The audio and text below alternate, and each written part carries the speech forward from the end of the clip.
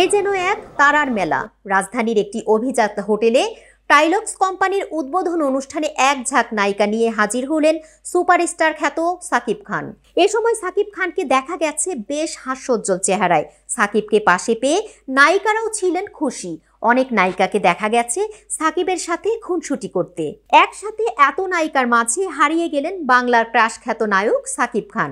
দর্শকদের উদ্দেশ্যে বললেন, তার অভিনীত দরদ যেন দরদ দিয়ে দেখা হয়। দরদ দেখেছো? ভালো লেগেছে? That's great man. দুলুমি আশেরা কবার দেখেছো? আবার দেখবে? That's great. হলে সিনেমা দেখতে গিয়ে তার অভিজ্ঞতার কথা জানান সাকিব খান।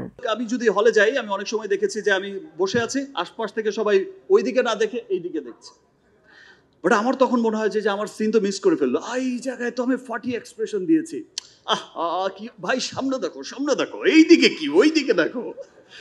সাকিব খানের অনুষ্ঠানে একসাথে এত নায়িকার উপস্থিতি দেখেই বলা যেতে পারে এ যেন সুন্দরীদের মেলা।